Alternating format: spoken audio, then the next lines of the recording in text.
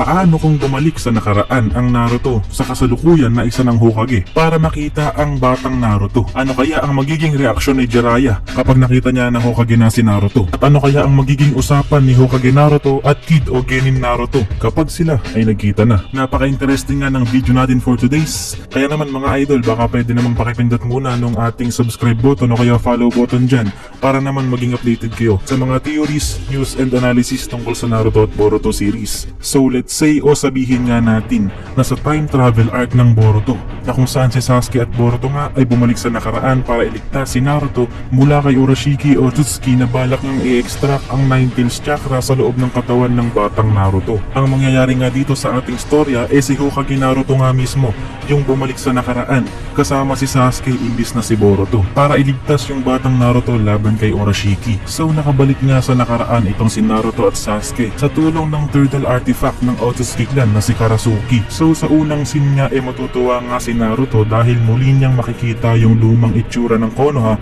bago ito wasakin ni Pain. So tulad nga na nangyari sa original episode, aatasan nga ni Sasuke na samahan ni adult Naruto ang batang Naruto para manirahan sa apartment building ng Konoha na kung saan naninirahan niya ang mga orphan o mga bata o taong walang pamilyang mauuwian at nag-iisa katulad ng batang Naruto. Habang si Sasuke naman ay mananatili under the shadows at mag-oobserba sa mga pangyayari sa paligid. So magkakaroon nga dito ng pagkikita sa pagitan ng batang Naruto at Hokage Naruto na kung saan magkakabungguan nga sila sa daan. Dito nga ay magugulat ang adult Naruto at mapapasabi ng "Me?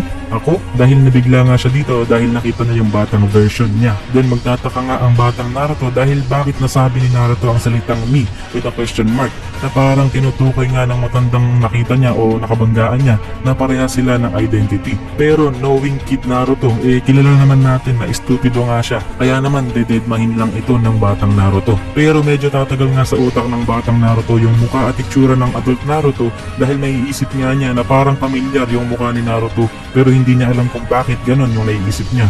Not knowing na unconsciously, naiisip niya na kamukha niya pala ang adult Naruto pagdating sa whiskers, eye at hair color. Kaya tulad ng fan animation na ito, tatanungin ni Kid Naruto si adult Naruto kung kakilala ba niya si adult Naruto dahil pamilyar nga itong adult Naruto at sasabihin nga ni adult Naruto dito na oo, kinda kilala mo ko, pero hindi niya sinabi yung dahilan kung bakit familiar siya sa batang Naruto dahil pinaalalahanan nga siya ni Sasuke na hindi siya pwedeng magbigay ng impormasyon mula sa hinaharap dahil maaari nga nitong mabago yung flow ng mga pangyayari at baka maiba yung mga mangyayari sa future pagbalik nila, baka maging magulo. Kaya naman hindi agad sasabihin dito ni adult Naruto kung sino siya at ano siya mula sa hinaharap. Then dito nga natin makikita si Jiraiya na hinahabol ng mga babae mula sa hot springs na kanyang sinilipan at madadami nga dito si adult Naruto at Sasuke.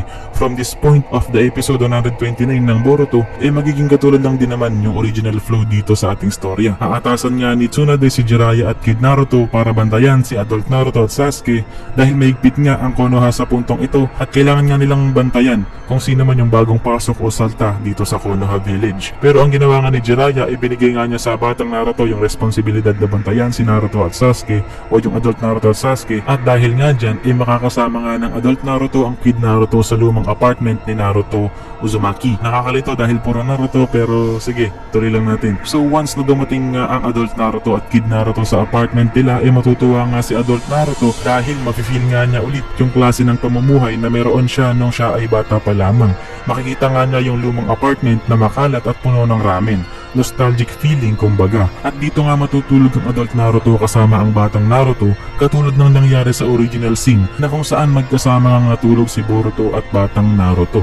At magkakaroon nga sila ng deep talk o pag-uusap na kung saan tatanungin nga ng Kid Naruto si Boruto kung ano daw ba ang pakiramdam ng may ama at ano ang ugali ng ama ni Boruto. Pero dito nga sa ating storya, ang itatanong nga ni Kid Naruto ay kung may anak daw ba si adult Naruto. Sasagot naman si adult Naruto ng oo. In-explain niya na dito kung ano si Boruto at sino si Boruto na kanyang anak. Sinabi nga niya na isang bata na talented mapaninjutsu o academics man. At dito nga nainis na may halong lungkot si Kid Naruto dahil naalala nga niya yung kaibigan niyang si Sasuke na talented nga sa academics at ninjutsu. At sasabihin naman dito ni Kid Naruto na hindi daw niya kilala kung sino yung mga magulang niya, kaya gusto daw niyang makaranas na magkaroon ng magulang. Sasagutin naman siya ni adult Naruto na sigurado daw siya na sometime in the future mamimit nga niya at makikilala ni Kid Naruto ang kanyang mga magulang, kaya wag daw siya dapat mawalan ng pag-asa.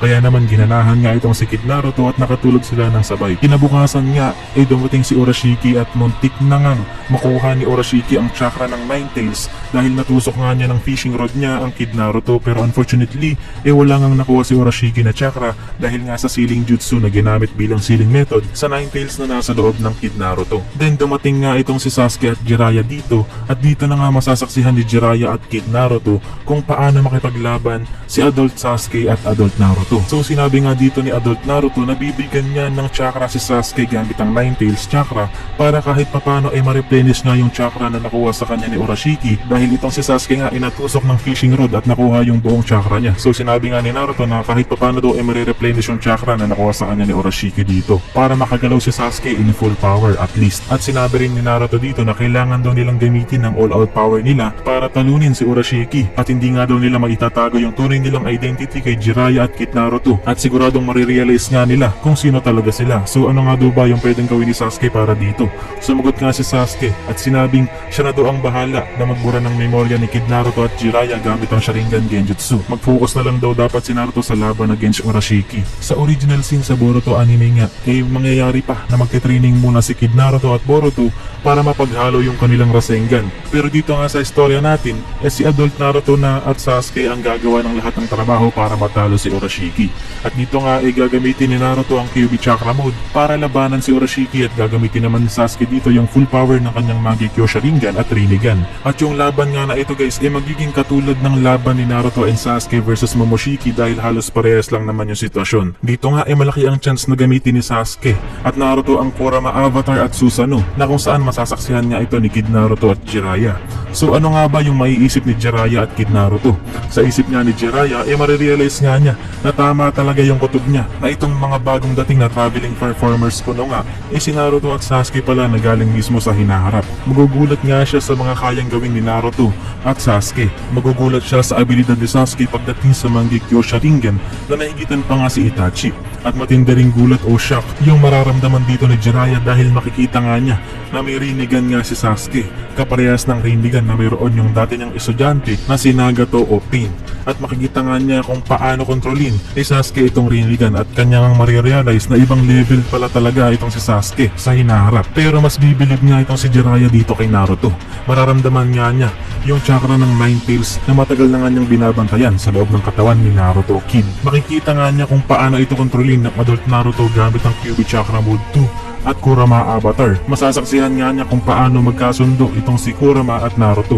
Matutuwa siya dahil sa hinaharap magagawa pala itong kontrolin ni Naruto kahit sa ngayon o sa kasalukuyan nga hirap na hirap sila kung paano nila gagawa ng paraan na isuppress itong Nine Tails chakra ni Naruto. At makikita rin ni Jiraiya itong si Naruto na gumagamit ng Sage Mode na lalo niyang ikakatuwa dahil siya nga magugulat na na-perfect pala ng Adult Naruto ang Mount Nibyoku Senjutsu na kahit siya nga hindi na perfect. At lastly, ikakatuwa din ni Jiraiya na sa huli nagawa nga magkasundo ulit ni Naruto at Sasuke bilang magkaibigan na isa nga sa mga naging promise sa kanya ni Naruto na ibabalik nga niya si Sasuke sa Konoha. Baka nga maiyak pa si Jiraiya. Then magugulat din lalo itong si Kid Naruto sa makikita niyang labanan. Sa una nga magugulat siya kung bakit may Sharingan ang isang traveling performer na kailan lang niya nakilala. Tatanungin nga ni Naruto itong si Jiraiya kung sino daw ba talaga itong mga ninja na sobrang lakas ng mga jutsu. Sasagutin nga ni Jiraiya na itong may Sharingan daw at may Rinnegan si Sasuke Uchiha na mula sa hinaharap. Hindi nga makapaniwala si Naruto dito sa una. Then tatanungin din niya kung sino naman itong kahawig niya na mayroon ding Nine Tails chakra na nagre-resonate nga sa katawan niya dahil kaparehas nga niya ito na isa ring Nine Tails Jinchuriki. Sinugot naman ni Jiraiya na ito nga daw ang Naruto na mula sa hinaharap. Dito nga hahanga si Kid Naruto at hindi makapagsalita habang pinapanood na makipaglaban ang Adult Naruto at Sasuke gamit yung kanilang godlike abilities. Makikita at mapapahanga nga si Kid Naruto sa sobrang tindi ng lakas ni Sasuke at kanyang Sharingan. Pero mas matutuwa nga siya sa future o Adult Naruto na naging sobrang lakas pala to the point na kaya nitong makontrol ang Demon Fox na nasa loob ng kanyang katawan. At matutuwa din siya dahil sa future pala magiging kaibigan at kasundo niya ulit itong si Sasuke. Then dito na nga matatapos ang laban na kung saan matatalo nga si Urashiki dahil sobrang lakas nga ni Naruto at Sasuke pag pinagsama in full power. Dito nga lalapitan ni Jiraiya at Kid Naruto si Sasuke at Adult Naruto para kausapin. Sasabihin nga ni Jiraiya na natutuwa daw siya at hindi na daw kailangan i-explain ni Naruto o adult Naruto at Sasuke kung sino sila dahil alam na niya. Sinabi nga niya na napakaganda daw pala ng mga mangyayari sa hinaharap. Napakadami daw niyang posibilidad na naiisip na nangyari sa future. Pero tulad nga ng sinabi niya sa anime, boring nga daw ang isang storya o isang libro. Kung sinisimulan mo palang basahin, alam mo na kaagad ang ending. So, ayaw nga ni Jiraiya na ma-spoil pa. Takot sa spoilers. At ito nga din ay alam ni adult Naruto at Sasuke. At malaki rin yung pwedeng maging epekto nito sa future kaya kailangan nila itong tanggalin sa utak ni Jiraiya at Kid Naruto. Kaya naman habang nangungulit nga ang Kid Naruto at tinatanong si Naruto at Sasuke tungkol sa mga nangyari sa hinaharap, ay sinisimulan na ngang ihanda ni Sasuke yung genjutsu na magbubura ng memory ni Kid Naruto at Jiraiya tungkol sa mga nangyari simula nung dumating si adult Naruto at Sasuke dito sa mundo na to. Then bago nga umepekto yung genjutsu ni Sasuke kay Kid Naruto at Jiraiya, bago sila mahimatay, tumalikod nga si adult Naruto sa harap ni Kid Naruto na suot nga ang kanyang Hokage cloak na kung saan may nakalagay ngang katagang Nanadaime Hokage. At dito nga napangiti si Kid Naruto dahil nalaman nga niyang magiging successful at maaabot nga niya ang pangarap niyang maging Hokage sa hinaharap. Then dito na nga umepekto ang Sharingan Genjutsu ni Sasuke at nahimatay na nga si Jiraiya at Kid Naruto at nagising nang walang naaalala sa mga nangyari sa nakalipas na 2 araw na dumating nga si adult Naruto at Sasuke. At dyan nga nagtapos yung storya na paano kung bumalik si Hokage Naruto sa nakaraan para makita at iligtas ang batang Naruto. Leave a like kung nag